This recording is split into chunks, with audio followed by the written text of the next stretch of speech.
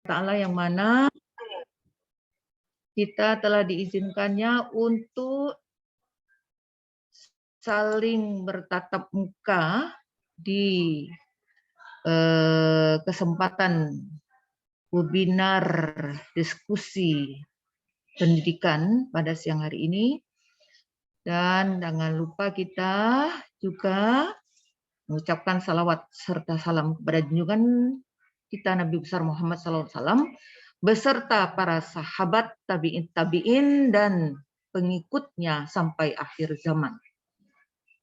Mahasiswa sekalian yang dimuliakan Allah, terutama pada teman sejawat saya, Bapak Rektor dan Wakil Rektor, Bapak Wakil DPR Kota Pontianak, Bapak Dr. Andes Firdaus Zarin, MSI, dengan diberikannya kesempatan saya pada siang hari ini oleh para pengurus BEM, saya mengucapkan syukur kepada Allah SWT karena saya dibuat bernostalgia dengan Hari Guru yang ke-76 ini. Ya Allah, dunia guru itu luar biasa nikmatnya. Syukur alhamdulillah dengan kemajuan dan teknologi di tahun 2021 ini, sejak tahun 2020, semua mahasiswa sudah diberikan kesempatan walaupun pakai seleksi untuk mengikuti kampus mengajar, berarti tidak ada lagi istilah bahwa mahasiswa tidak boleh jadi guru. Judul webinar diskusi pendidikan saya pada siang hari ini adalah peran sinergi dosen terhadap multi intelligence mahasiswa di era society. Guru tidak bisa digantikan posisinya oleh perangkat teknologi modern apapun. Ya, kalau toko bisa diganti dengan dosen. Ya, gudang untuk menyimpan stok barang sudah tidak diperlukan lagi. Di sini kita berangkat dari pembicaraan kita pada siang hari ini.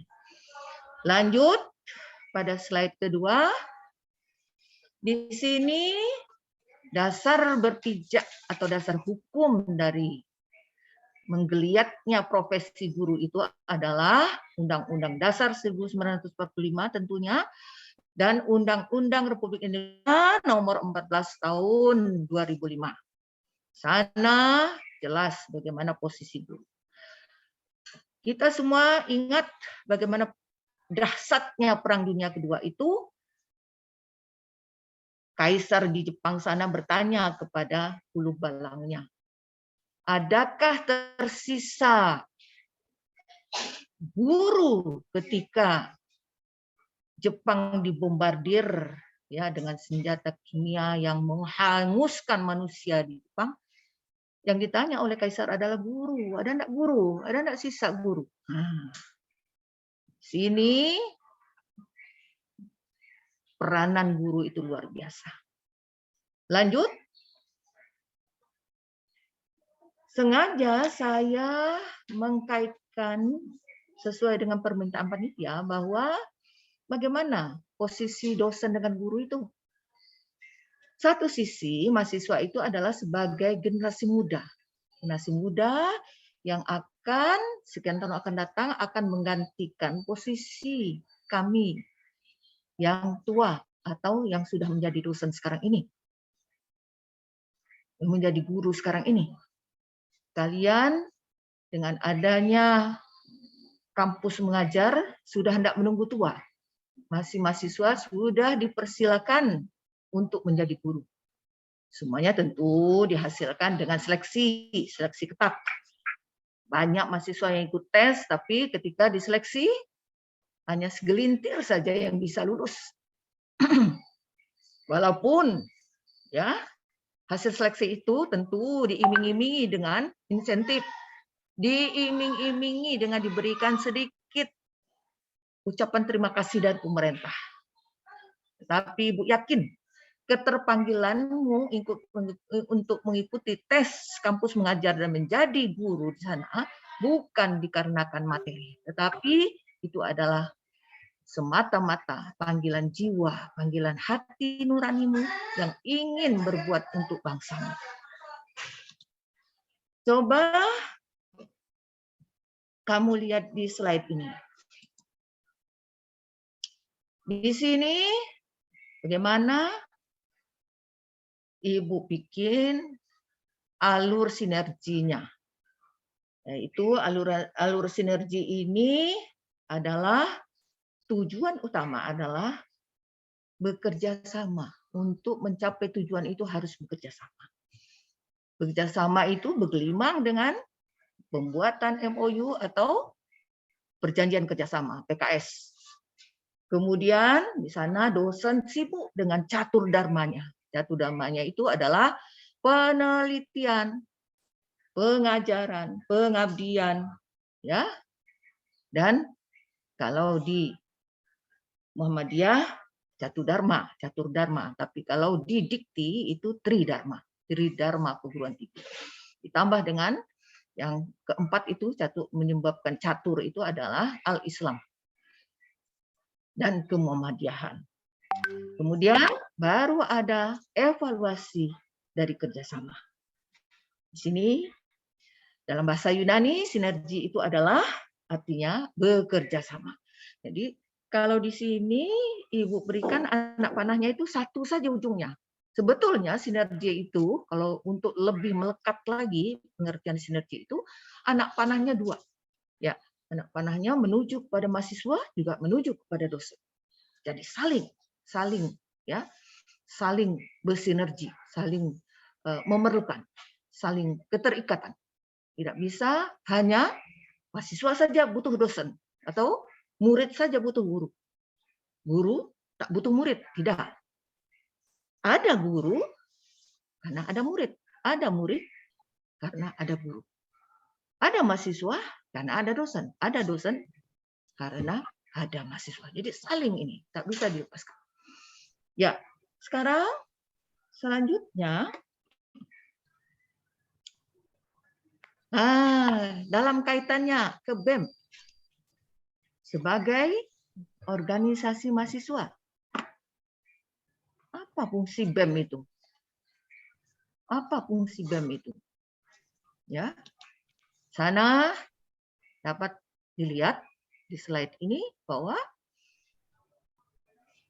setiap perguruan tinggi selalu mengadakan bermacam-macam bentuk kegiatan yang dilaksanakan oleh dari dan untuk mahasiswa. Ya. Dalam rangka apa sebetulnya diadakan oleh mahasiswa ini? Adalah untuk membentuk mereka itu, generasi muda itu, mahasiswa itu sebagai kader kami, sebagai cikal bakal pengganti kami, sebagai penerima tongkat estafet dari para orang tuanya, yaitu dosen-dosennya. Ya, yang semuanya tujuannya tidak ada istilahnya guru atau dosen itu menghendaki muridnya atau mahasiswanya itu lebih jelek kualitasnya dari dosennya. Yang dikehendaki, yang dihajatkan setiap orang tua, apalagi dosenmu adalah ingin mengantarkan kamu itu adalah lebih canggih, lebih perkasa, lebih tangkas, lebih tangguh, lebih unggul, lebih berkualitas daripada kami. Ya, nah, itu tekad kami. Itulah tekad seorang pendidik. Itulah tekad guru. Tidak ada guru yang menghendaki muridnya itu lebih blow on dari gurunya, lebih jelek dari gurunya. Kadernya itu lebih jelek kualitasnya dari gurunya, lebih ancur-ancuran dari gurunya. Tidak ada.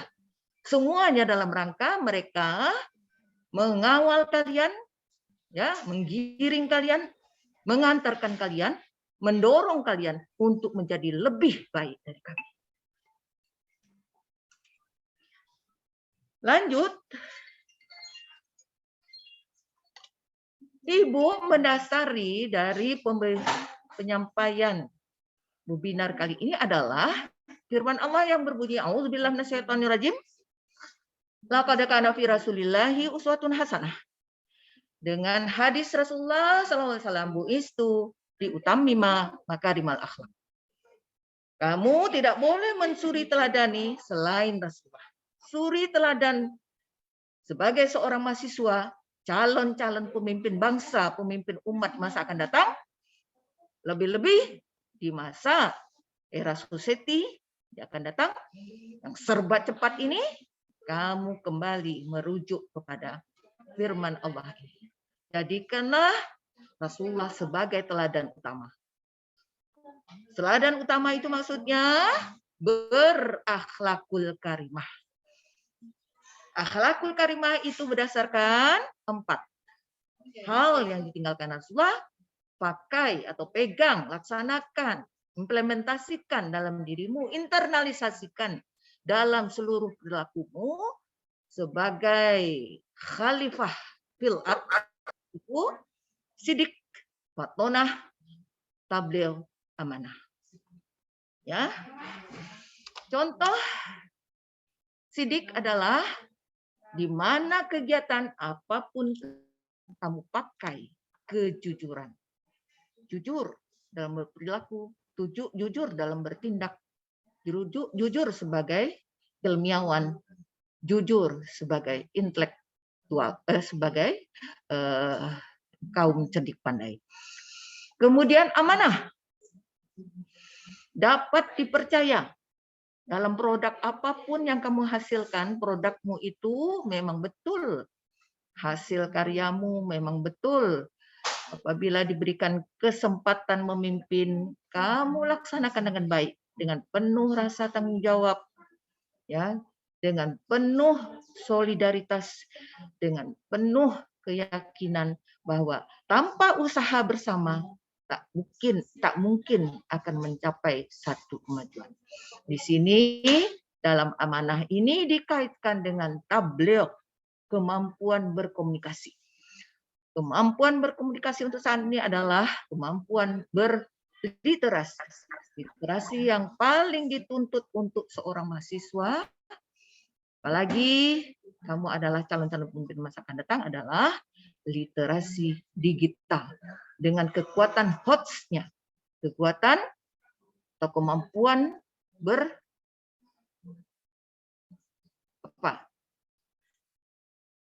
keterampilan yang tinggi, ya, keterampilan berpikir tingkat tinggi. Kemudian terakhir adalah patonah. Patonah itu adalah kecerdasan. Kecerdasan itu tidak bisa ditentukan dengan jam terbangnya rendah. Jam terbangnya harus tinggi. Karena termasuk dalam organisasi BEM, tidak ada yang masuk dalam organisasi BEM itu orang yang tidak terpilih. Apalagi walaupun tidak masuk dalam organisasi BEM, tapi jadikan dirimu menjadi orang-orang pilihan.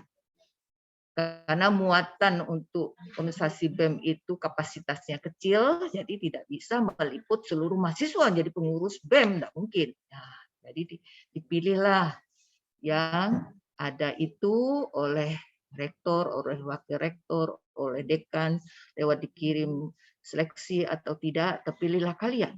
Ya.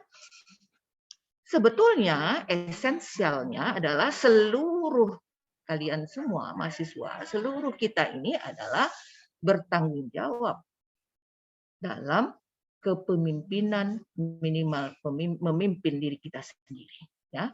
Jadi kecerdasan di sini adalah bagaimana kemampuan mengelola, ya, diri sendiri untuk menjadi pemimpin. Antarkan dirimu dengan penuh percaya diri, siap menjadi pemimpin masa depan. Lanjut. Ya, berdasarkan kedua hadis kedua dalil nakli tadi, Ibu antarkan semuanya kita mengetahui bahwa kita tak mungkin hidup sendiri. Kita harus berkomunitas.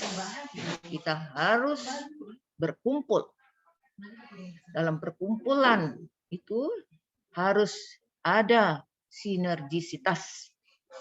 Sinergisitas dalam pembinaan sumber daya manusia tidak ada lain dalam mengantarkan untuk hari ini lebih baik dari hari kemarin. Hari esok harus lebih baik dari hari ini adalah mempersiapkan kader.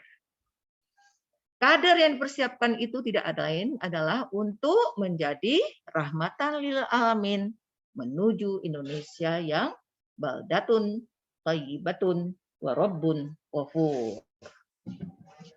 Ya, mahasiswa dan seluruh audien yang saya muliakan serta dimuliakan Allah.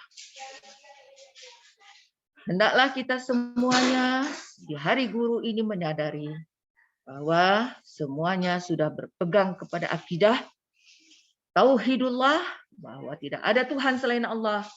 Allah itu Maha Esa, Allah itu yang menguasai semesta alam. Kemudian kita hadirkanlah bahwa Allah Maha melihat kita, sementara kita tidak bisa menyerupakan Allah itu dalam bentuk apapun. Kemudian kita laksanakan seluruh aturan yang ada, sudah diatur dalam Kitabullah dan Sunatullah. Kitabullah dan Sunatul Rasul adalah syariah. Syariah yang mengatur muamalah dari kehidupan kita sehari-hari. Acuannya tetap adalah Al-Quran, hadis, ijma' para sahabat, ya, ijtihad yang terakhir. Kita berijtihad. Kalau tidak ada dibahas atau diungkapkan atau disampaikan dalam rujukan Al-Quran, pada hadis tidak ada, maka kita berijtihad lewat para ulama, lewat para ilmuwan yang berdasarkan semuanya Al-Quran dan hadis. Kemudian pakaian seorang muslim atau mukmin atau sebagai guru yang beriman adalah akhlak. Orang yang berakhlak, yang berbudi pekerti, yang tahu menempatkan diri, di mana dia harus bersantun-santun ria, di mana dia harus bercanda-canda ria, kapan dia berada di atas, kapan dia berada di bawah, di samping, di kiri, di kanan, dan sebagainya. Itu pakaiannya atau wujudnya disebut akhlak. Ya, dengan berakhlak kita akan bisa membekalkan diri kita masing-masing dengan leadership. Lanjut. Ya, ini Ibu sampaikan tentang model sinergi. Ya, hasilnya adalah sinergi sebagai alternatif. Nah, alternatif pertama adalah kamu menemukan macam-macam masalah, kita semua menemukan macam-macam masalah. Kemudian juga seiring kita bisa menemukan bermacam-macam peluang. Ya, itu adalah sebagai input bahan kita untuk berproses mewujudkan sinergi. Ya, kalau tidak ada masalah, tidak ada tantangan, tidak ada peluang, tak mungkin kita berpikir tentang sinergi. Ya, berpikir di sana tentu ada win-win solution. Win-win solution itu berpikir menang semua menang. Lawan kita menang, kita yang menjadi sebelahnya juga menang. Ya, terlebih dahulu jangan dibahas secara emosi, tetapi harus dipahami dulu maksud. Dan kemudian jangan lupa menghargai perbedaan. Hargai perbedaan. Ya, tak mungkin semuanya dianggap tua, tak mungkin semuanya guru atau dosenmu dianggap muda, ya. Ada guru yang dosenmu yang tua dituakan. Ada dosenmu yang muda dimudahkan. Begitu juga dosen dalam menghadapi mahasiswanya yang kompleks, yang macam-macam, wataknya macam-macam, hobinya tentu tidak bisa menyamaratakan, ya, tidak bisa. Tentu harus bersikap inklusif, tidak bisa eksklusif. Ya. Kemudian untuk menjadi dosen dan guru itu juga jangan lupa, ya, agar dia mudah bersinergi, dia punya kompetensi. Jadi kompetensi seorang dosen atau kamu nanti mahasiswa sekalian akan menjadi calon-calon guru harus punya 4 kompetensi, ya, kompetensi minimal 4 kompetensi ini yang diakui oleh undang-undang, yaitu kompetensi pedagogik, kompetensi profesional, kompetensi sosial, dan kompetensi kepribadian. Ya, jadi kalau apalah artinya punya ijazah sarjana, ya, tapi ketika diminta oleh pemerintah, oleh negara kita menjadi ada panggilan kampus mengajar, enggak mau misalnya. Atau apalah artinya sudah semester 6, 7, 8 atau sudah jadi sarjana atau sudah menjadi orang yang berilmu, tapi tidak punya rasa sosial, tidak punya kepribadian. Jadi guru itu melekat 4 kompetensi ini. Baik, selanjutnya adalah bagaimana membina agar di dalam satu komunitas itu memiliki sumber daya manusia yang tinggi, ya. Di sini seorang pengelola, ya, seorang yang dipercayakan untuk mengelola satu organisasi atau institusi dan sebagainya itu hendaklah punya semacam acuan, ya, yang sesuai dengan divisi atau kelompok-kelompok kerja. Nah, kemudian itu merupakan acuan dilaksanakan oleh yang berkompeten secara komprehensif, kemudian mendapatkan feedback, ya, kemudian dituangkan dalam bentuk, itu Ibu salah ketik itu, saya salah ketik, jadi keilmuan jadi keilmuan. Semuanya harus diupdate, ya, sesuai dengan kaedah-kaedah Islam yang berkemajuan agar hasilnya nanti bisa maksimal. Oke, demikianlah yang dapat saya sampaikan. Banyak waktu yang tersisa. Saya tutup dengan marilah kita membaca alhamdulillah Rabbil alamin. Ini alhamdulillah, ya, alhamdulillah kurang D. Amin. Wassalamualaikum warahmatullahi wabarakatuh. Waalaikumsalam. Waalaikumsalam warahmatullahi wabarakatuh. Terima kasih, Bu. Sama-sama. Terima kasih kepada Ibu Herawati sudah memaparkan materinya. Buat teman-teman yang lainnya semuanya, apakah ada yang ingin bertanya?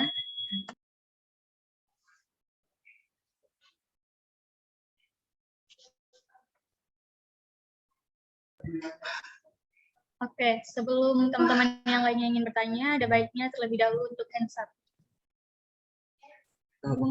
Kepada Adil, ada yang ingin ditanyakan? Baik, Assalamualaikum warahmatullahi wabarakatuh. Waalaikumsalam warahmatullahi wabarakatuh. Ya, sebelumnya Bu, perkenalkan saya Adil Hafiz Nur Fajri dari Teknik Mesin, Bu. Ya, jadi, silakan. Ya, kebetulan juga saya sini seorang guru juga, Bu. Walaupun ini guru les mobil, Bu. Iya, bagus sekali. Jadi guru les robot. Ya. Les mengemudi mobil, Bu. Nah, tadi kan Ibu pernah bilang tadi, Bu. Tadi Ibu sempat bilang kalau misalnya ada 4 minimal dalam kompetensi menjadi guru. Tadi saya sedikit kelewatan, Bu. Tapi ada saya catat misalnya kompetensi sosial, kompetensi kepribadian, dan 2-nya lagi saya kelewatan, Bu. Bisa diulangi, Bu? Dan yang saya tanyakan ini, Bu. Gimana caranya membangun kompetensi itu dalam pribadi kita? Kadang kan ada orang yang apatis, jadi kompetensi sosialnya itu tidak dapat, Bu, tidak ada, Bu. Tapi dia pengen jadi guru. Nah, cara membangunnya itu gimana, Bu? Terima Oke. kasih, Bu. Terima Assalamualaikum kasih warahmatullahi wabarakatuh. Adil Hafid. Bagaimana Terima kasih. moderator? Terima kasih kepada Adil Hafiz atas pertanyaannya. Saya kembalikan kepada Ibu Herawati untuk menjawab pertanyaan dari Adil Hafiz. Baik, terima kasih moderator. Siapa nama moderator ini tadi? Fitri ya? Dewi, Bu. Dewi. Terima kasih Dewi. Ya, Bu Herawati. Adil Azil. Adil Azil. Adil Hafid, harapan Ibu hari ini kamu jadi guru les mobil, ya. Besok kamu jadi guru les robot, ya. Robotik. Oke. Kompetensi itu ada 4. Pedagogik, profesional, sosial, dan kepribadian. Ya. Ini kalau pedagogik itu adalah kompetensi formal. Maksudnya sudah dapat ijazah, kamu bisa membuat rencana pembelajaran, mampu menyampaikan materi, mampu melaksanakan, mengimplementasikan perencanaan, kemudian mampu mengevaluasi dan sebagainya, itu pedagogik ya. Nanti kalau kamu sudah jadi sarjana, kemudian kamu boleh mengajar, berdiri di depan kelas dan sebagainya, itu adalah kemampuan formal. Kemudian profesional, seorang guru itu juga begitu dituntut untuk mampu menyerap mata pelajaran yang akan disampaikan, kemudian dia mampu menyampaikan, mampu berdiri di depan kelas, mampu berbicara lewat hati dengan muridnya, dengan mahasiswanya. Jadi itu kelebihan kita menjadi guru itu adalah beda dengan profesi lain. Kalau profesi lain itu bisa digantikan dengan mesin. Kalau guru satu profesi yang tidak bisa digantikan dengan mesin. Kenapa? Karena mesin tak punya hati. Mesin tak punya hati, apalagi yang robot itu, membuat robot itu semuanya dia lebih artificial intelligence. Dia pintar ya, nanti di masa era society itu semuanya setelah melewati era revolusi industri 4.0, kita kan lanjut ke revolusi industri 5.0. Jadi kemampuan digital kita sudah luar biasa. Semuanya bisa diganti dengan digitalisasi. Tetapi kalau guru tak bisa diganti dengan mesin, tak bisa diganti dengan robot.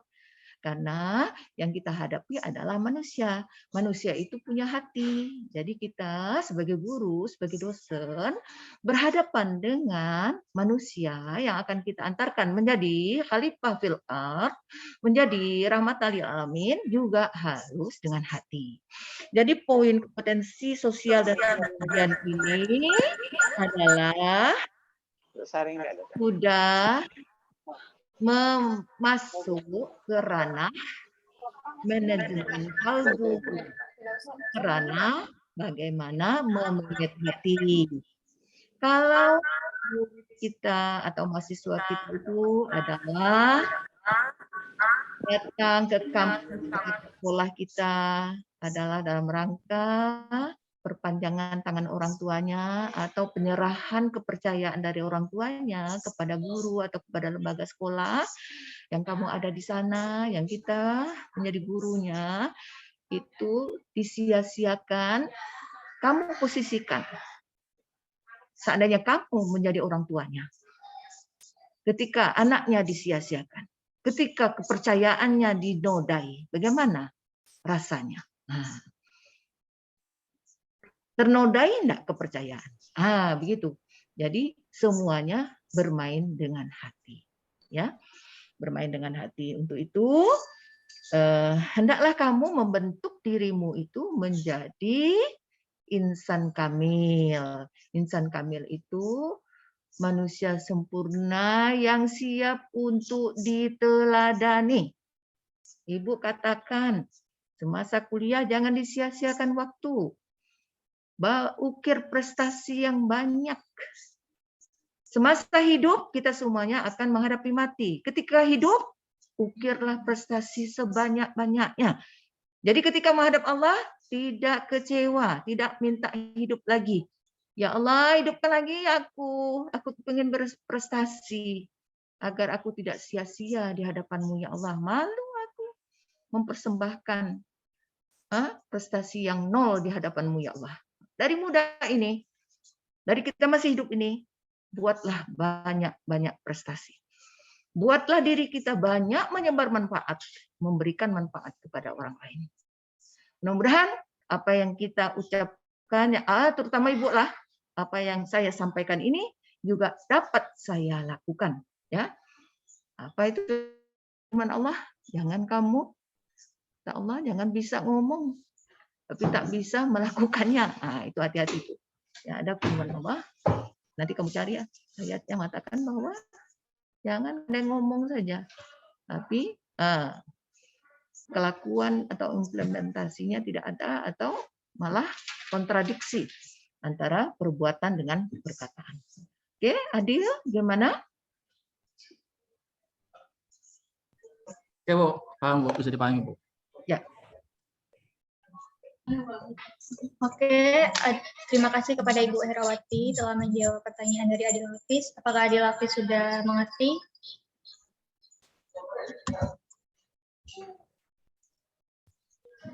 Oke, terima kasih. Selanjutnya pemaparan materi akan kita lanjutkan kepada Bapak Firdaus Zarkin.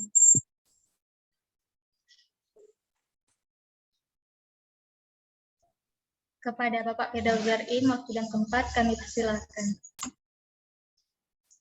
Ya, terima kasih. Saya hilang dari peredaran dulu tadi karena hilang sinyal. Ini terpaksa berhenti di mana nih? Di mana nih, Pak? Samalantan ya. Ini berhenti dulu di warung kopi di Samalantan supaya tidak hilang sinyal. Yang saya hormati dan saya banggakan Bu Dr. Herawati, kolega, dosen di PG PAUD. Apa kabar, Bu? Kabar baik, Pak. Alhamdulillah, ini ya saya di perjalanan nih, kalau jalan terus hilang sinyalnya. Kemudian Ananda Presiden UMP, Ananda Siratal Mustaqim ya, Sirat. Sirat, Presiden mahasiswa. Sirat, bukan Siratal Mustaqim. Kok Siratal Mustaqim itu sama lah artinya ya, jalan yang lurus.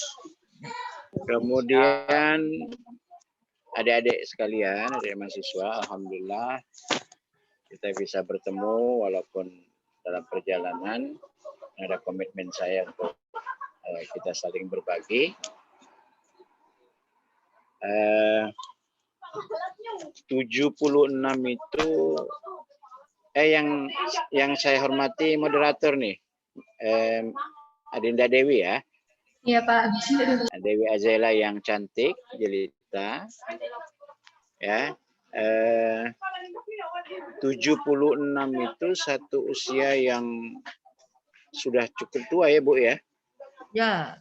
Itu kalau manusia itu mungkin jalannya udah banyak mundur dari majunya kan. Ya. Kalau manusia. Jadi sudah cukup tua seiring dengan usia kemerdekaan kita. Nah, kalau kita bicara guru dahulu dan guru sekarang, ya tentu beda dong, ya. Guru sebelum kemerdekaan, kemudian guru pada saat kemerdekaan, dan guru setelah kemerdekaan tentu berbeda. Tidak ada ceritanya lagi, misalnya maaf, yang diceritakan Iwan Fals dalam lagunya Umar Bakri. Ya, mungkin Umar Bakri itu guru zaman dahulu. Kalau sekarang gurunya sudah mantap-mantap terima sertifikasi. Ya, guru-guru sekarang justru sudah punya mobil semua. Ya kan? Kalau guru zaman dulu pakai sepeda. Saya sebagai orang yang turunan guru nih, ya, keluarga besar guru, ya, itu memang panggilan hati nurani, ya, memang jadi guru itu dari zaman dulu. Dari dulu lah ya kita ceritakan, seperti ibunda kita ini, Bu Herawati ini kan asalnya memang guru, kemudian jadi pejabat di Dinas Pendidikan. Itu panggilan hati nurani. memang ingin berbakti, mendidik, mengajar, mencerdaskan kehidupan anak bangsa. Jadi kita patut memberikan apresiasi, angkat topi, angkat jempol untuk guru-guru yang sudah menghasilkan kita seperti ini, kan? Nah, guru di zaman dahulu sebelum kemerdekaan mengajarnya sembunyi-sembunyi, ya, kemudian ditangkap karena penjajah itu seperti yang dikatakan oleh Bu Herawati, dia tidak mau. Karena guru-guru ini mengajarkan bagaimana mengajarkan kita, mengajarkan kepintaran, mengajarkan akhlak, mengajarkan kebenaran. Dia tidak mau kalau ada guru yang masih hidup. Ya, jadi kalau kita mendapatkan pendidikan itu pasti kita punya daya kritis, kita punya daya dobrak semangat ya untuk bagaimana kehidupan yang lebih baik. Nah, guru di zaman sebelum kemerdekaan tentu tidak seperti sekarang ya. Jadi guru itu memang benar-benar pengabdiannya optimal. Nah, kemudian guru di masa kemerdekaan juga masih belum ini. Yang namanya orang baru berbenah-benah kan. Baru berbenah-benah itu infrastrukturnya, SDM-nya, kemudian yang lain-lainnya semua masih dalam kondisi serba terbatas. Nah, kemudian guru di zaman kemerdekaan udah beda lagi. Ya, di mana kita lihat infrastruktur sudah semakin bagus. Ya, sekolah-sekolah walaupun di kampung-kampung sudah bagus kita lihat dibanding di zaman sebelum kemerdekaan dan pada saat kemerdekaan. Ya, coba lihat sekarang di kampung-kampung sekolah pun udah bagus-bagus. Ya, termasuk di kampungnya Presiden mahasiswa ini, Saudara Silat ya. Kampungnya di mana, Silat? Melawi, Pak. Ah, Melawai. Melawi ya. Ya, Pak. Tapi kalau di Melawi mudah-mudahan tidak kena banjir ya. Nah, sekolah yang udah bagus-bagus kena banjir, ya terpaksa harus dibangun kembali. Nah, tentu kalau bagaimana guru di era digitalisasi, beda lagi.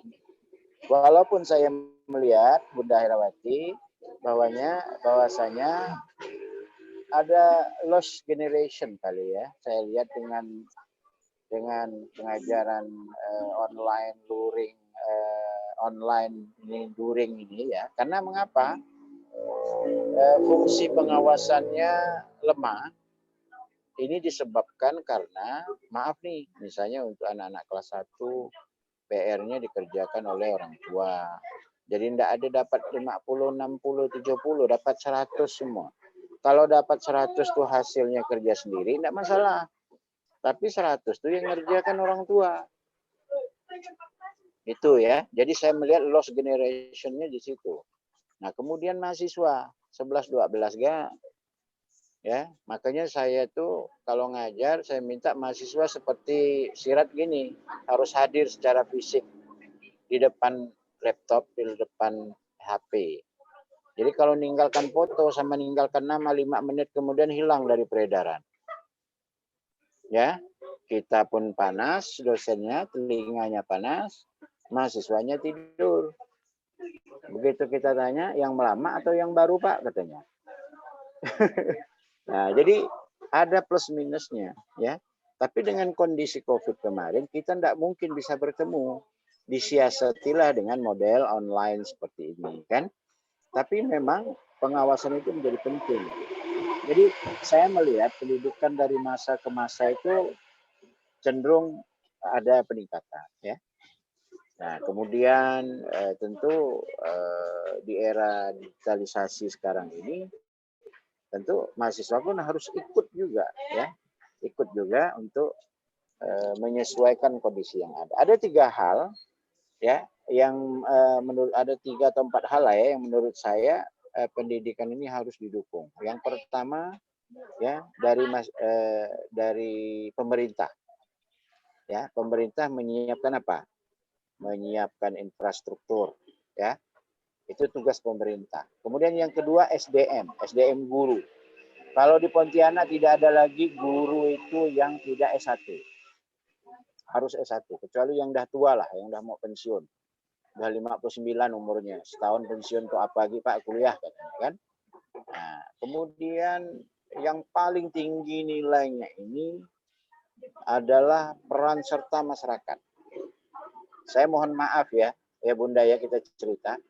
Sekolah-sekolah yang peran masyarakatnya tinggi, peran orang tuanya tinggi, itu rata-rata nilainya bagus-bagus. Saya contohkan sekolah kita, SD Muhammadiyah.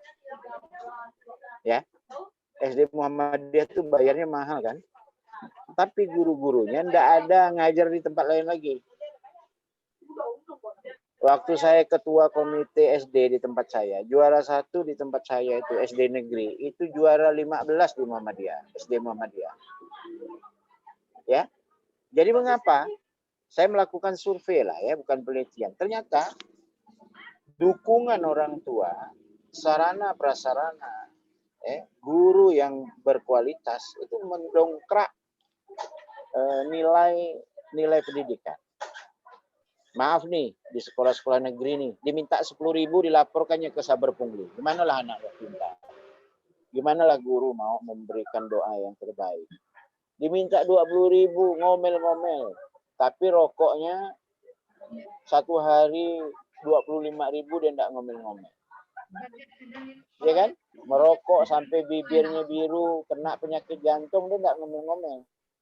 Tetapi diminta 20.000 untuk komputer, ya sebulan, itu dia ngomel-ngomel. Nah inilah ketidakadilan yang kita lihat. Jadi memang 4 ya, terakhir siswanya. Dan komponen ini adalah komponen akreditasi untuk sebuah penilaian sekolah.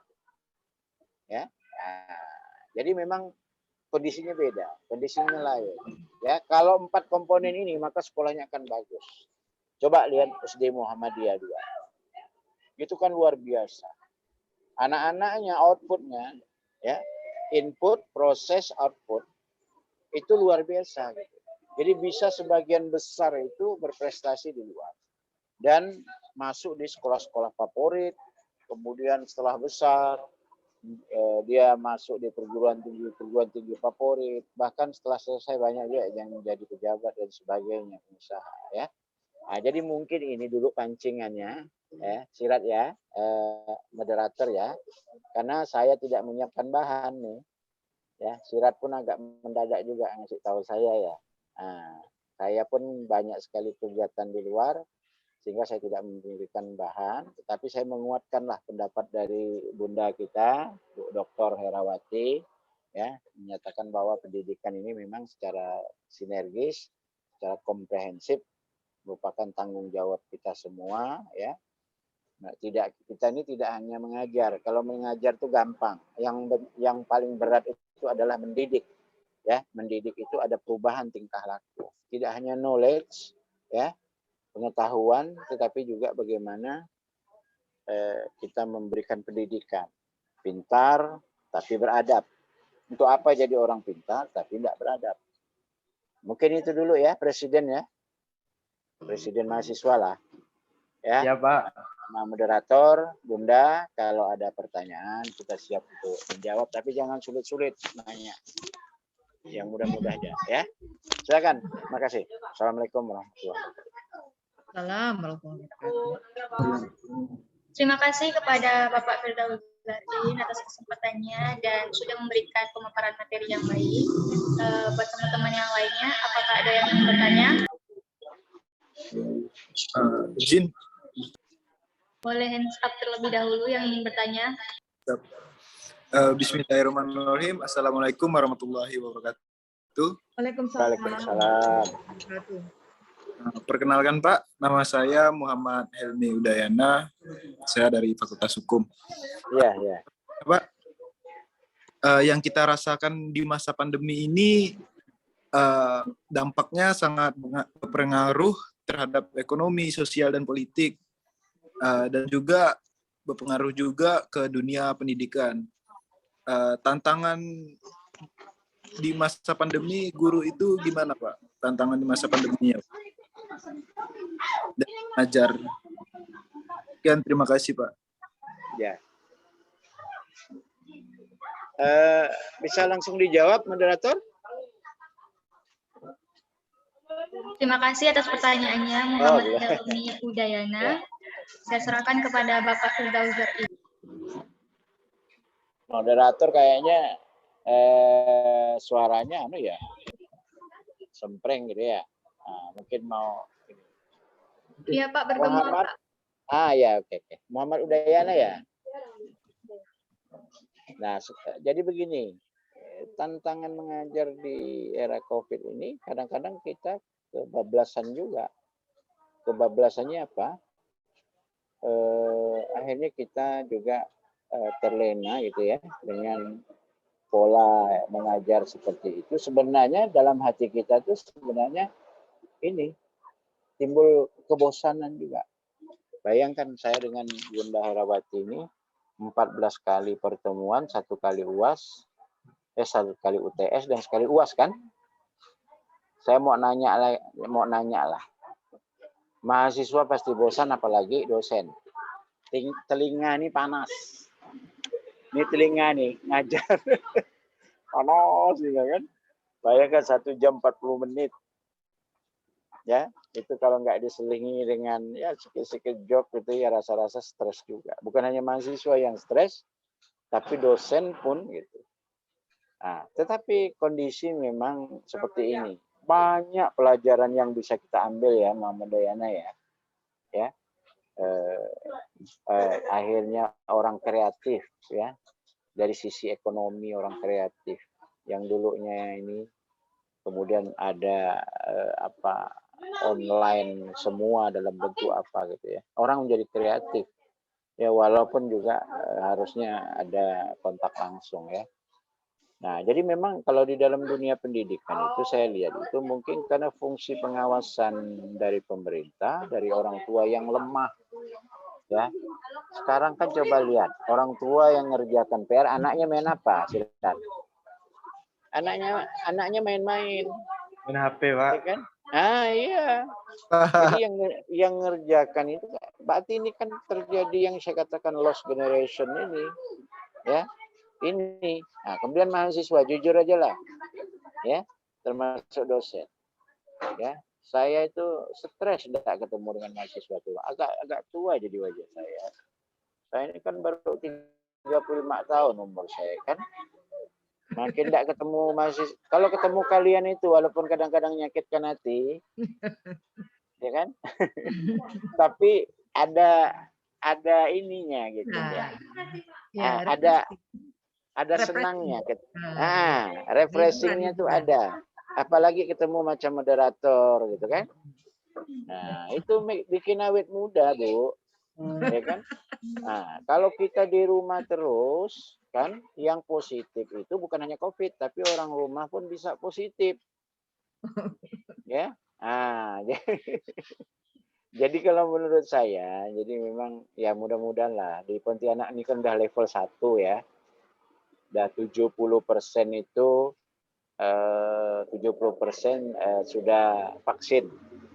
Nah, saya dapat informasi nanti wali kota akan memberikan status ya pernyataan tentang level 1. Tapi mulai tanggal 20 sampai awal tahun baru kita belum diperkenalkan kumpul ramai-ramai. Nah, logikanya nih, nah, saya kasih tahu mahasiswa nih biar enggak ini urusan lagi kan. Jadi memang kalau tidak dibatasi mungkin kita akan ramai lagi. Misalnya petasan, kembang api, apa kan dilarang kan? Nah, kemudian kumpul dalam kubu-kubu ramai dulu. Habis itu mungkin kita dibebaskan lagi.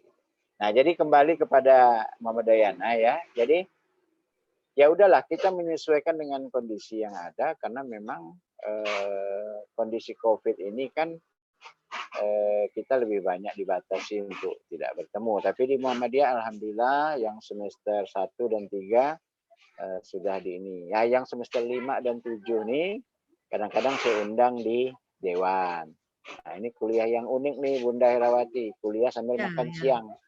Ya. Nah, kata dia sering-sering ya Pak, kami ini anak kos kalau kalau diundang makan kami senang Pak. Kuliahnya di Dewan, tapi jumlahnya tidak banyak. hanya 10 orang, Iya, 12 orang. Dah, kita ngumpul-ngumpul aja lah. Udah lama juga enggak ketemu. iya. Karena mahasiswa PAUD ini kan banyak cewek, Silat. Cewek-cewek, kok laki-laki sih malas juga Iya. mengundangnya kan. Nah, jadi mungkin mungkin sementara jawaban saya seperti itu ya. Yang jelas di setiap ada kesulitan pasti ada kreativitas. Di setiap ada kesulitan pasti ada jalan kemudahan. Ya kan? Nah, dan ini kita buktikan 2 tahun nih, enggak kita gimana? Tetap saja ya. Tetap saja kita bisa tetap berjalan. Ya. Mungkin itu dari Bu Herawati kali ada tambahan. Terima kasih.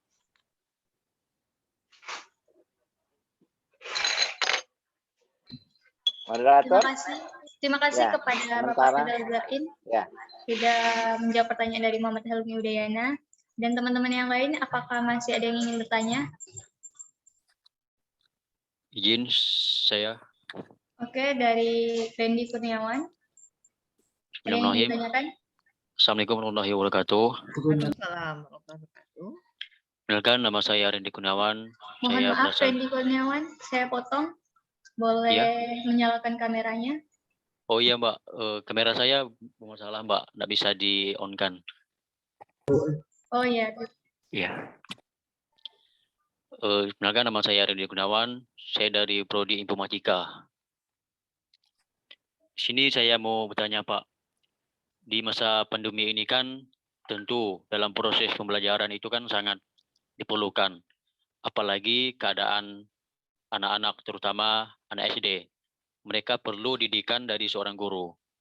Nah, yang saya tanyakan adalah bagaimana komitmen seorang guru dia mengatasi sistem pembelajaran pada saat pandemi saat ini. Itu saja yang saya tanyakan. Kurang lebih maaf. Assalamualaikum warahmatullahi wabarakatuh. Waalaikumsalam. Terima Bu kasih atas Herawati. pertanyaannya, Randy Kurniawan. Saya berikan kembali kepada Bapak Firdaus Zain untuk menjawab. Mungkin Bu Hera dulu nih jawab nih, nanti saya nyambung. Saya ngambil napas dulu, minum dulu. Bu Hera dulu, nanti saya nambahkan ya. Ya? Bu, silakan Bu. Iya. Oke, baik Bapak Firdaus Zain. Saya berikan kepada Ibu Herawati untuk menjawab pertanyaan dari Randy Kurniawan. Terima kasih. Ada pula istilah narik napas nih, Pak. Iya Bu, minum Iya. kopi loh. Terima kasih kepada Nak Randy Kurniawan, walaupun tak nampak wajahnya, tapi Ibu bisa membayangkan. Kamu ini adalah generasi muda penerus kami, orang tua. Amin. Pada dasarnya, semua guru itu dalam menghadapi pandemi seperti yang dibayangkan oleh Pak Firdaus. Karena guru mendidik anak dengan hati, dia pasti ada rasa rindu dengan anak-anaknya, murid-muridnya. Murid kalau tidak ada merasa rindu, terpanggil hati untuk bertemu gurunya, itu murid yang tak punya hati. Padahalnya murid juga punya hati. Jadi sebetulnya atau pada dasarnya murid dan guru itu sama-sama punya hati, ya. Butuh interaksi. Jadi dalam masa pandemi ini sama-samalah guru berdoa, murid juga berdoa agar minta kepada Allah diakhirilah kondisi yang membahayakan ini menjadi kondisi normal. Itu komitmen semua guru dari PAUD sampai perguruan tinggi, dari guru sampai dosen, ya, semua ingin bertatap muka kembali, ingin berinteraksi langsung tanpa melalui digitalisasi. Ya, sementara itu dulu jawaban dari saya. Silakan Mbak Fir. Ya, saya sambung ya moderator. Iya Pak. Ya. Jadi Helmi tadi ya, Helmi kah? Siapa? Randy. Randy. Ya, jadi gini Randy, ada kelebihan dan kekurangan ya. Terutama anak-anak ini. ini anak-anak SD ini. Jangankan anak-anak, saya rasa mahasiswa juga gitu. Ketika saya misalnya saya mau ngajar ini, ternyata ada masalah misalnya di sinyal, ya. Dari Melawi sana dia harus turun sekitar 1,5 jam, turun dari kecamatan apa namanya itu, Pinang Utara ke apa, karena sinyalnya tidak bagus. Begitu turun setengah perjalanan hujan lebat. Ditunggu, belum datang. Akhirnya kita mulai kuliah. Begitu sampai di tempat, di kafe, kuliahnya udah selesai. Nah, di Kampung Sirat sana kan. Nah, jadi itu satu. Yang kedua, kalau anak-anak SD itu, Randy, dia berebut HP mamanya, HP bapaknya juga direbutnya. Yang mama bapak nih mau online dengan guru, yang dia mau main handphone. Ya kan? Akhirnya kacau. Nah, jadi artinya begini ya, kehadiran teknologi ini juga positifnya ada, ya, tapi negatifnya juga ada. Kita tidak bisa memanfaatkan itu dengan sebaik-baiknya. Jadi memang kalau misalnya masih digunakan dua ini ya, online sama offline ini, terutama yang online, maka sebenarnya juga harus disiapkan sarana dan prasarana. Nah, macam saya tadi kan, saya tadi ini ceritanya dari Singkawang mau ke Bengkayang lewat lewat Subah, ya. Nah, sinyalnya tenggelam datang ya, terpaksa saya singgah dulu di Samalantan kan, supaya jelas suaranya, maka saya singgah ini. Jadi memang seperti itu. Jadi kalau misalnya mahasiswa yang berada di daerah-daerah yang sinyalnya jelek, termasuk anak-anak SD, SMP, atau SMA, ini kan juga problem kan? Ini juga problem. Nah, tapi di satu sisi di seluruh Indonesia, seluruh Nusantara ini mungkin akan dipasang ya tower-tower yang intinya untuk komunikasi itu lebih bagus. Saya lihat sisi positif dan negatifnya ada. Sisi positifnya sekarang ini kan coba kita lihat. Orang dah malas bergerak, tapi makan tinggal di klik saja, tinggal di WA, tinggal di semua bisa ini. Termasuklah ya. Nah, dan semua itu mahasiswa harus ikut perkembangan itu, perkembangan di era digital ini ya. Ini tidak bisa kita abaikan. Jadi mungkin itu jawabannya. Terima kasih.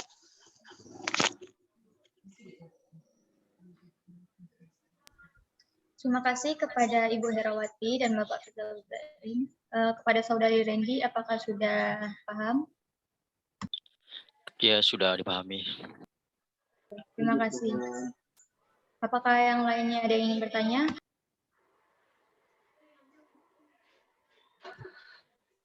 Oke, kepada Presiden Mahasiswa, saya persilahkan untuk bertanya. Terima kasih. Baik, terima kasih moderator. Izin bertanya kepada Bapak dan Ibu selaku guru, dosen, jadi saya bertanya ini Pak seputar pendidikan. Kalau di dalam bukunya Paideia yang oleh Plato itu mengatakan bahwa tidak semua pemimpin itu terlahir dalam pendidikan formal. Mereka tidak dibentuk hanya dari pendidikan formal, tapi juga dibentuk oleh pengalaman pelajaran di luar pendidikan formal. Namun mereka tetap menjalani pendidikan, dan itu tetap dikatakan pendidikan dalam buku itu. Artinya kita semua bisa belajar, bisa mencari pengetahuan di luar pendidikan formal. Nah, hari ini kalau dikatakan di dalam karyanya Buya Syafi'i, Ma'rif, beliau selalu mengatakan tentang moral, ada penurunan moral atau degradasi moral dalam kehidupan bangsa dan negara. Nah, artinya dalam pendidikan moral seharusnya sudah dibentuk, sudah bisa pasti didapatkan kalau di dalam dunia pendidikan. Nah, Namun di hari-hari ini degradasi moral itu terlihat jelas. Nah, seperti di belakang ini kasus pelecehan terhadap anak SD, anak-anak tingkat dasar, tingkat menengah, dan tingkat atas itu banyak sekali terjadi. Dan baru-baru terakhir yang beberapa hari yang lalu itu pengeroyokan yang rasanya kurang pantas dilakukan oleh anak-anak atau oleh mereka-mereka yang masih umurnya masih di bawah umur begitu. Nah, tentu tantangan pendidikan hari ini sangat-sangatlah besar dan sangat-sangatlah sulit untuk dijalankan. Sekalipun materi muatan pendidikan selalu diberikan, seperti yang Bapak bilang, loss control tadi itu menjadi masalah besar kita hari ini. Nah, bagaimana cara kita mengkampanyekan untuk memperbaiki setidaknya adab, etika, moral anak bangsa ini agar Indonesia dapat berkepribadian Pancasila yang bermoral gitu, Pak. Kira-kira seperti apa yang dapat kita suarakan atau kampanyekan begitu, Bapak dan Ibu, barangkali dapat memberikan pandangannya kepada kita semua. Terima kasih.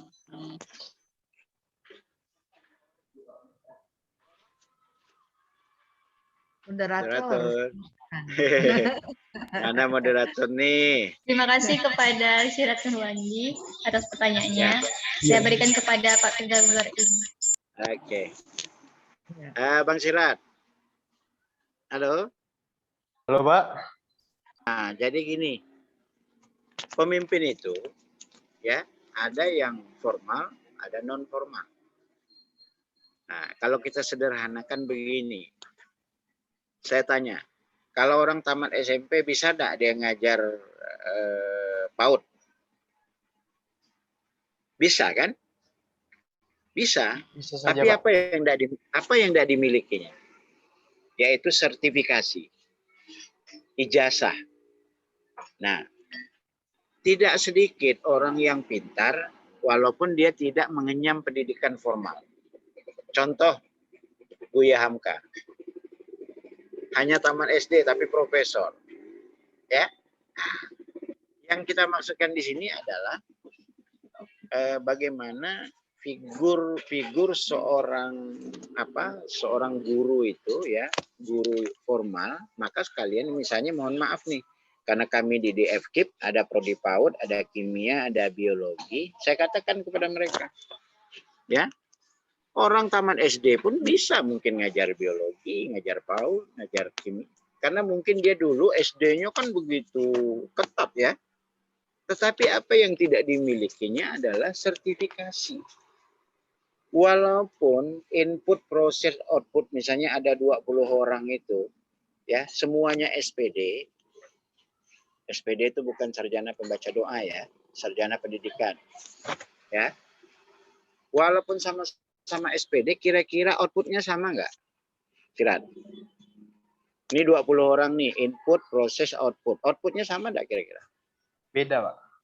Belum tentu, iya beda. Kenapa?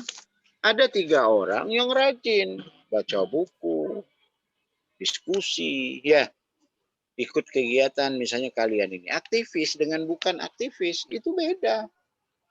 Sama juga, ya. Ada input, ada proses, ada output. Kok beda ya setelah tamat? Bu guru, Pak Guru ini kok beda dengan yang lain? Mengapa? Nah, itu tadi gimana? Dia hanya dapat pengetahuan ketika dosen ngajar aja, tapi tidak pernah punya buku, tidak pernah berdiskusi, tidak pernah menjadi aktivis. Akhirnya kemampuannya jauh dengan. Nah, jadi maksud saya begini, formal itu perlu, ya, pendidikan formal itu perlu, itu mengikuti tren dan perkembangan zaman, ya. Nah, tetapi tidak kita sangkal juga orang yang tidak berpendidikan ini, tapi ternyata juga tidak kurang cerdasnya, ya. Nah, makanya saya katakan kepada anak IAIN, ya, IAIN maupun anak-anak PAI di UMP, ya, hati-hati. Kalian itu mengajar anak-anak yang bisa jadi 3 tahun, 6 tahun di pondok pesantren. Sementara nih, yang ngajar nih, sekolahnya dari SD sampai SMA itu umum semua. Baca Qur'annya gagap-gagap. Sedangkan mereka ini mengkaji Al-Quran hadis itu tiap hari, setorannya. Dia harus nyetor kan, kalau anak-anak pondok kan. Nah, jadi jangan sampai yang lebih berkualitas itu siswanya dibanding gurunya. Gurunya hanya menanggap ya, nakut-nakutkan. Ya, nah, kan tidak segitu. Aku nih guru nih, nanti aku kasih nilai jelek, kan tidak boleh gitu. Nah, jadi memang seperti Islam. Jadi memang mengikuti tren dan perkembangan ya, ikuti tren dan perkembangan.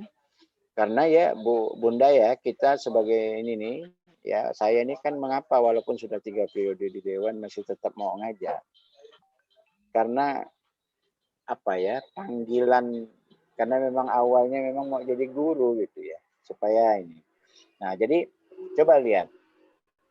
Kalau dulu kami disuruh buat tiutik. Kalau sekarang kita guru itu disuruh buat RPS, termasuk dosen kan. Tapi tidak hanya itu, bagaimana strategi, bagaimana pengelolaan kelas, bagaimana memanfaatkan media, bagaimana evaluasi, ya. Jadi guru sekarang ini juga harus mengikuti tren. Jadi jangan sampai pokoknya guru ini pelarian karena takut di kampung disuruh kerja ke ladang. Jadi mau jadi guru seperti itu. Nah, makanya banyak teorinya lah ya. Nah, bagus nih Sirat nih, Presiden nih. Dia banyak baca-baca teori juga ya tentang bagaimana menjadi seorang guru yang profesional, seorang guru yang ini ya, yang agent of change. Nah, ya kan menjadi ini. Jadi guru itu tidak boleh biasa-biasa. Nanti mulanya biasa saja, akhirnya biasa-biasa saja kan. Guru di zaman sekarang ini memang harus luar biasa. Luar biasa dan biasa di luar. Nah, ya. Jadi Bunda kita ini luar biasa, guru pendidikan karakter. Nah, jadi saya banyak belajar juga dengan beliau tentang bagaimana melatih kesabaran. Nah, guru itu juga ya bagaimana bersekolah yang lebih bagus. Jadi mungkin seperti itu. Silakan. Bu Hera mungkin bisa nambahkan. Ya. Terima kasih kepada Bapak Firdausyadin atas pertanyaannya. Kepada Presiden Mahasiswa, apakah sudah mengerti? Ibu ingin menyampaikan sedikit. Oh, Ya. baik Ibu Herawati. Waktu dan tempat siap, silakan. Ya. Presiden Mahasiswa Sirat, terima kasih moderator. Memang itu sudah tantangan zaman, tuntutan zaman di akhir zaman, ya. Revolusi industri 4.0 itu adalah bagaimana menciptakan mesin, semua serba mesin, semua serba digital, semua serba di dunia maya. Dengan kecanggihan ilmu pengetahuan teknologi itu menyebabkan kurangnya tadi saling menghargai, kurangnya mengerti empati, mengerti dengan yang namanya manusia lain. Dia menganggap kalau dia bisa merusak manusia lain, dia merasa ternama, bangga. Bagaimana dia bisa melecehkan anak orang, dia bangga. Nah, itu semuanya adalah karena rusaknya moral, rusaknya hati, rusaknya karakter, rusaknya nilai yang di ranah revolusi industri 4.0 itu yang menjadi tantangan. Sekarang kita sedang dihadapkan untuk menyongsong sebentar lagi revolusi industri 5.0. Di sana ada era society. Era society itu tidak lagi laku kalau hanya menguasai mesin, menguasai teknologi, menguasai serbanya tidak ada T, ya. Nah, di situ peran guru. Gurulah yang menjadi soko guru, menjadi penopang tangguh kokoh untuk bagaimana supaya bisa memanusiakan manusia. Ya, jadi dengan kemampuan sanggup diteladani karena perkataannya sesuai dengan perbuatannya, ya. Jadi guru itu melarang murid merokok, dia sendiri merokok. melarang murid duduk tidak pada tempatnya, dia sendiri duduk di atas meja ketika menerangkan menerangkan di depan, mengajar di depan murid. Nah, itu tidak sesuai antara perkataan dengan perbuatannya. Jadi keteladananlah yang utama. Seperti yang Ibu sampaikan tadi, firman Allah yang berbunyi tadi, tidak ada lain yang harus kita teladani. Rasulullah. Kembali kepada rujukan kita yaitu Rasulullah. Ya, makasih. Tambahan sedikit boleh, moderator? Boleh Pak Firdaus. Ya, makasih. Jadi Bang Sirat dan kawan-kawan sekalian, guru itu juga manusia. Kalau manusia itu ada kecenderungan ke kiri dan ke kanan. Guru macam saya ini dosen, juga dewan, adalah pejabat publik. Pejabat publik itu kalau melakukan kesalahan, ya tidak juga bisa digeneralisasikan. Kalau guru ada melakukan pelecehan seksual, apa dan sebagainya, apakah bisa semuanya dikatakan guru itu tidak baik juga, ya? Nah, tetapi karena ini jabatan publik, kita harus hati-hati. Ya kan? Harus hati-hati, benar. Ya. Makanya guru janganlah udah tahu guru masih diremang-remang gitu kan. Udah tahu guru masih lagi tidak bisa menjaga syahwatnya. Sudah tahu guru kan, guru digugu dan ditiru kata Bunda Herawati tadi. Dia harus, ya. Kalau kami dulu kuliah tuh tanya Bu Herawati waktu S1 itu ada dosen almarhum Profesor Uray Kusna Asmara, baru sekarang kita terasa itu bahwa belajar rapi, ya, belajar berpenampilan rapi, dari mulai pakaian, kemudian semua penampilan rapi. Yang namanya guru kan dia berdiri di depan siswanya kan, semuanya harus kalau dapat sempurna. Tapi itulah, ya, kalaupun ada guru yang melakukan pekerjaan yang menurut kita itu tidak pantas, tidak bisa kita generalisasikan. Guru di zaman dulu, di zaman saya nih, kalau saya nakal, kemudian guru menempeleng saya pulang ke rumah melapor kepada orang tua, bukan saya dibela, saya ditempeleng lagi. Coba sekarang, kejadian di Kuburaya itu pernah saya baca. Seorang guru dihakimi di depan siswa, ya, oleh orang tua karena hanya dicubit atau apa. Jadi menurut saya beda. Sekarang ini kalau macam-macam guru dilaporkan ke Komnas HAM, Komnas Perlindungan Anak dan sebagainya. Mana mau berkah? Tidak akan mungkin berkah. Justru kita ini kan produk lama ya Bu Bunda ya. Kalau dicubit, ditempeleng itu biasa saja. Asal jangan sampai mati aja lah kan. Atau sampai pingsan. Kalau hanya itu kan ditempeleng sebelah kanan, kita pulang ke rumah ditempeleng sebelah kiri. Tidak pernah juga, mau miskin mau kaya di zaman itu orang juga tidak pernah mengeluh. Tapi sekarang narik 20.000 sabar pungli. Ini kan bukan sok pahlawan kita, tapi memang guru menjadi seberah hati-hati. Pernah dalam satu kesempatan, udahlah, kalau memang tidak mau ditegur, tidak mau dicubit, bikin sekolah seorang, ngajar seorang, kemudian rapotnya buat seorang. Kan begitu akhirnya, guru udah merasa malas untuk ini ya. Tapi itulah tantangan, saya pikir tantangan guru ya ke depan. Dan sekarang saya pikir ya insya Allah guru-guru ini kalau dia betul dan sebagainya ngajar, ini ladang amal buat guru-guru kita maupun dosen-dosen kita. Mungkin tambahannya seperti itu, moderator. Mohon maaf. Terima kasih kepada Ibu Herawati dan Bapak Firdaus Zarkin telah menjawab pertanyaan dari Presiden Mahasiswa. Apakah Presiden Mahasiswa sudah mengerti dan sudah puas akan jawabannya? Kalau tidak puas nanti kita ngopi saja ya. Ibu. Siap Pak. Pak Firdaus di mana tuh Pak? Saya di Samalantan nih, di warung kopi. Soalnya kalau bergerak lagi bisa hilang dari peredaran. Bagus boneka di belakang Bapak Pak. Oh ya mau kan, nanti saya antar ke rumah. Ya.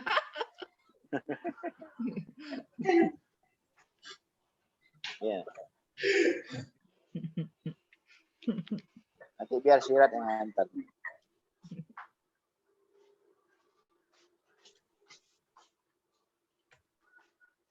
Mana moderator? Saya Pak. Ah iya ya, lanjutkan. Terima kasih buat Bapak Firdaus Dardi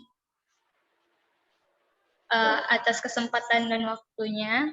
Dan terima kasih juga kepada Ibu Herawati atas kesempatan dan waktunya. Dan tidak lupa juga terima kasih kepada Presiden Mahasiswa atas kesempatan dan waktunya. Dan tidak lupa juga teman-teman yang lainnya sudah menyempatkan hadir lewat virtual ini. Ada mau bertanya kayaknya. Hah? Ada mau bertanya kayaknya.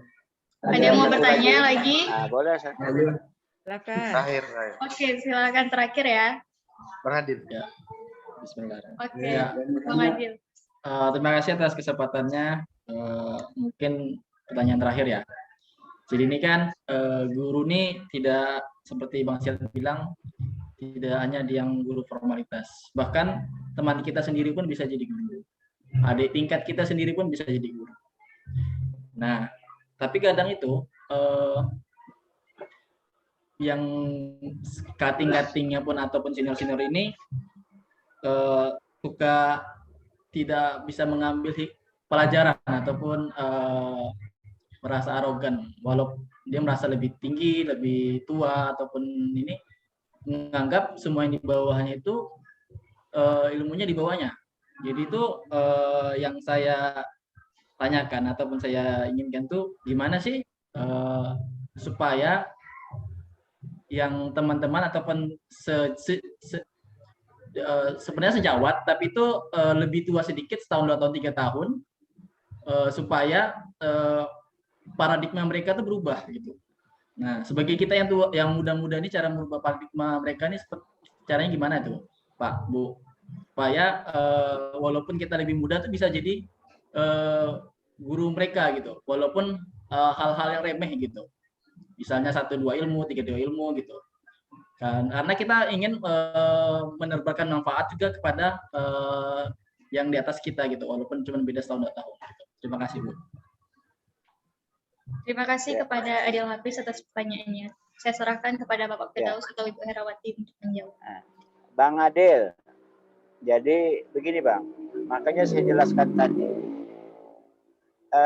ada syarat, ya, syarat formal yang harus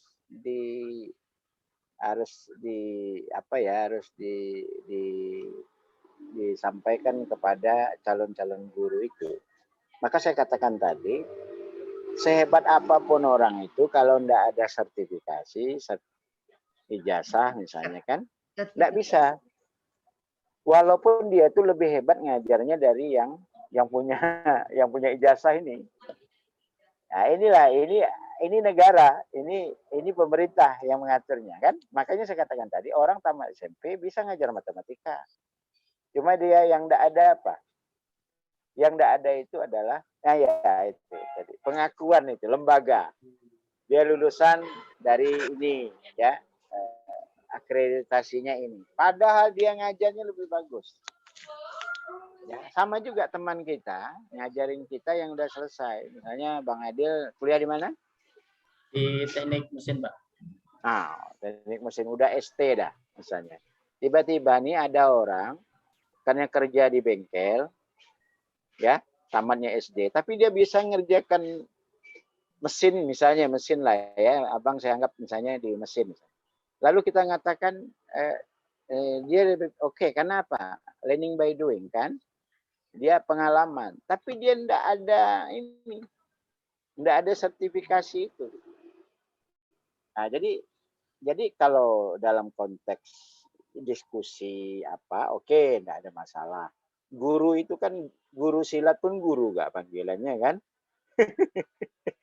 Tapi guru silat itu kan bukan, ya Bunda ya, guru silat itu bukan formal macam kita ini.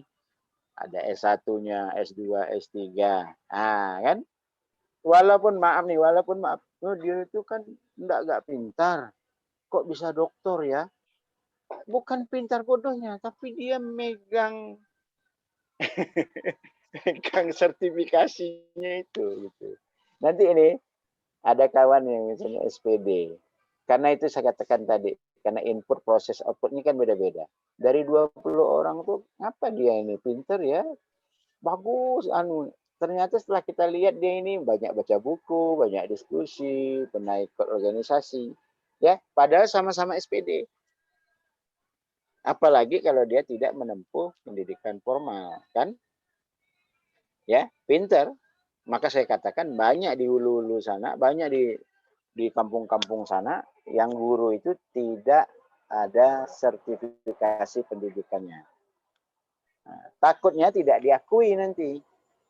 Tidak diakui kalau itu untuk misalnya akreditasi lembaga. Karena kalau ada akreditasi lembaga itu kan mohon maaf, makin tinggi pendidikannya dan linear itu semakin bagus. Gitu. Jadi kita menghargai pendidikan non formal ini, Bang Adil. Ya, nah, saya contohkan begini. Orang kan tidak perlu sekolah tinggi-tinggi bawa mobil kan. Yang bawa mobil dari Pontianak ke Pos Hulu itu, dari Pontianak ke Melawi itu kira-kira sekolahnya tinggi ke tidak? Nggak perlu, tak bisa baca tulis pun yang penting dia terampil bawa mobil. Dibanding saya yang bawa mobil. Nah, pasti kalian takut nih Pak Firdaus ini benar enggak, jangan-jangan nanti ditabrak kan ya kan. Nah, jadi orang jadi begitu. Jadi kita lihat segmen pasarnya seperti apa. Jadi enggak gitu. Jadi lihat dulu. Kalau yang itu perlu syarat khusus, kalau enggak perlu syarat khusus ya enggak perlu. Jadi mungkin itu moderator Bunda yang bisa nambahkan. Makasih ya Mandir ya. Kalau enggak puas-puaskanlah ya. Iya, Pak. Terima kasih Pak Firdaus. Apakah Ya. Ibu Herawati ingin? Ya, terima kasih Dewi. Ya. Adil, Ibu umpamakan kehidupan kita ini sebagai kurva. Kurva itu berlapis-lapis. Lapis pertama itu sebagai seorang muslim. Lapis kedua sebagai seorang mukmin. Lapis ketiga sebagai seorang mutakin. Lapis keempat sebagai seorang mukhlisin. Lapis kelima sebagai seorang muhsinin. Ihsan. Pakaiannya ihsan. 5 lapis ini kamu melihat kawanmu, kamu mau mengubah paradigma kawanmu, kamu lihat, kamu itu letaknya di posisi yang mana? Sebagai seorang muslim sajakah? Atau sudah seorang mukminkah? Sudah sebagai seorang mutakinkah? Sebagai seorang muhlisinkah? Sebagai orang muhsin, sebagai seorang muhsinin. Ya, temanmu itu di posisi mana? Nah, biarpun umurnya sudah tua, kalau kamu muda darinya, tapi kamu sudah level muhsinin, orang yang sudah bisa berbuat ihsan, kamu tak usah merasa tidak pede, ya, biarlah dia baru level muslim, belum mukmin, belum level yang sampai mencapai puncak yaitu muhsinin, ya. Jadi ini semuanya level-level ini tertuang di akhlak, ya, di akhlak. Nilai yang paling tinggi, posisimu sebagai khalifah fil ard, letakkan dirimu, kamu tak bisa melihat Allah, tapi Allah bisa melihatmu. Oke? Ya, sebar keteladanan. Ya, makasih Dewi. Sama-sama Bu. Sama-sama. Saya makasih Bu karena Ibu banyak Bu. Sama-sama Adil. Ya. Terima kasih kepada Bapak Firdaus Zar'in dan Ibu Herawati sudah menjawab pertanyaan dari Bang Adil. Bang Adil, apakah sudah terpuaskan? Sangat jelas. Ada 5 tingkatan. Yang paling saya ingat berbuat kebaikan karena sesama manusia itu sebaik-baiknya manusia adalah berbuat baik kepada yang lainnya. Terima kasih Bu. Baik, Bang Nas Adil. anfa'uhum linnas. Nah, itu ayatnya ya, Bu ya. Bukan. Oh ya. Khairun nas anfa'uhum linnas. Anfa'uhum linnas, ya. Saya sih kalau Usman lah, Ustadz Mandai-Mandai. Iya. Hadis. Ya. Oke, terima kasih semuanya. Saya cukupkan untuk pertemuan dan diskusi kita hari ini. Teman-teman boleh hidupin kamera semuanya. Kita mau sesi dokumentasi.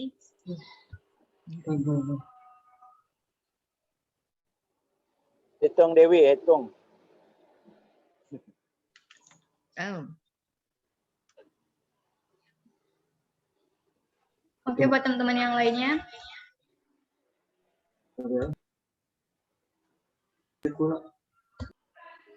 Satu, 1, 2, 3. Ya, selamat Tahan. hari Guru. Tahan Oke. semuanya. Sudah? Bentar. Belum. belum. Satu lagi, Pak. 1, Dan Ibu. 1 udah. 1 lagi. Ngelek. Ikutkan gaya Pak Firdaus tadi. 1, 2. Belum. Belum, Pak. belum. Laptopnya ngelek. Laptopnya lagi nge-lag, Pak. Aduh. Udah, Pak. Ya, 1, 2, 3. 3. 3. Ya. Oke. Tahan. 1 lagi. Satu lagi. Sebelahnya. Slide sebelahnya. 1, Lah, kok 2. nggak muncul? Aku ya layan screenshot. Ah, coba. Tahan perut. 1, 2, 3. Aku juga nggak bisa. Oke. Oke. Makasih Terima ya. kasih semuanya. Sirat, Bu, Saya- Bunda. Terima kasih Pak untuk waktunya Semuanya. Bapak Saya Ibu. lanjut. Terima kasih Bu. Perjalanan. Ya, Hati-hati di perjalanan Pak. Jadi Ya, di ya, jalan ya. Pak. kami Terima kasih, mengira Pak. Pak. Baiklah teman-teman yang lainnya, saya kembalikan kepada MC.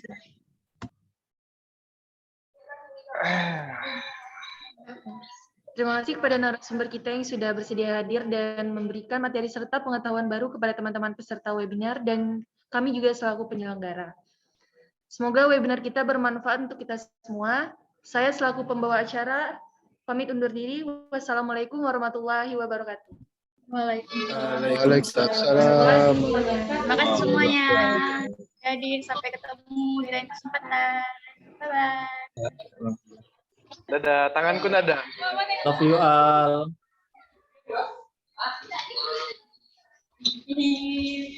Halo, Assalamualaikum. Thank you guys.